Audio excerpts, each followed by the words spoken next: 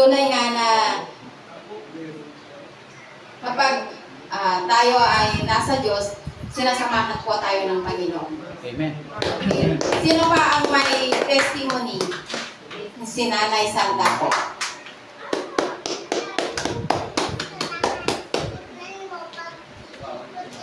Pinupuri ko po ang ating Diyos na buhay. Amen. Sa inyo.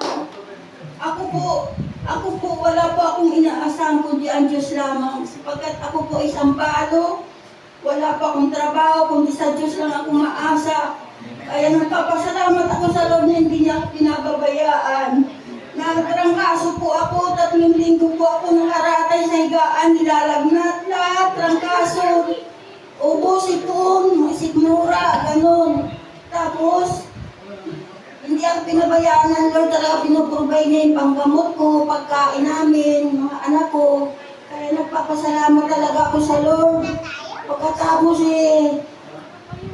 na hindi ba aksidente na ang kapatiran na kasi Brother Sidney ay napadako sa lugar namin. Kinumusta po ako niya. Tapos nag-usap kami saglit, pininto ko sa kanya nangyari sa akin. Tapos mga kapatiran namin, hindi po sila pumupunta sa akin para man lang ipanalangin nila ako, ganun. Kaya nalulungkot po ako. Sabi ko, maigit pa si Brother Sidney, nakarating dito. Kaya napakalaking pribilehiyo ang nakarating po ako sa dakong lugar na to sa inyong pagtitito. Nagkakaisa po kayo. Doon sa Diyos namin wala kanya-kanya. Kaya nagpapasalamat talaga ako sa Lord na nakarating ako dito sa lugar na to. Hindi lang to ang aking pagdating sa dakong lugar na to. Maari, nandito po ako sa paglinggo.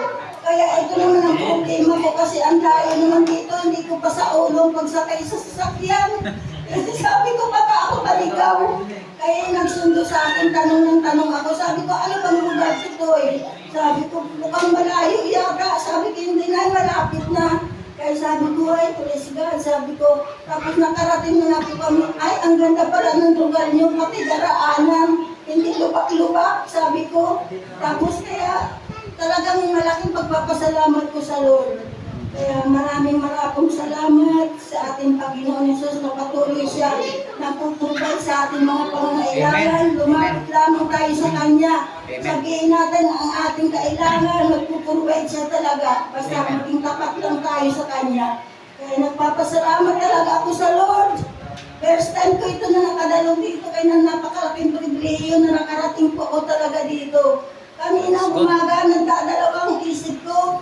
Andun ang Espiritu, pag-aalala, sabi, anak, sabi, saan ka? Sabi nga, nasa katotohanan ka na, sabi ganun, saan ka ba ngayon pupunta? Sabi ko, Lord, patawad po, doon po ako sa Pilita pupunta, sabi ko.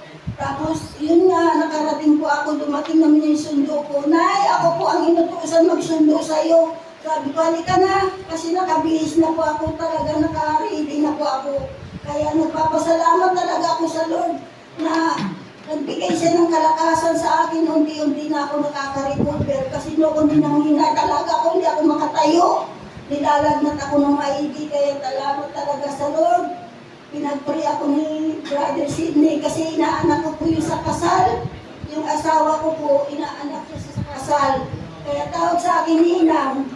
Yun naman mga anak niya, para mga anak ko na rin sila. Kaya sabi ko, salamat po Lord. Rin nang papasalamat po ako. Thank you Lord. In Jesus' name, amen.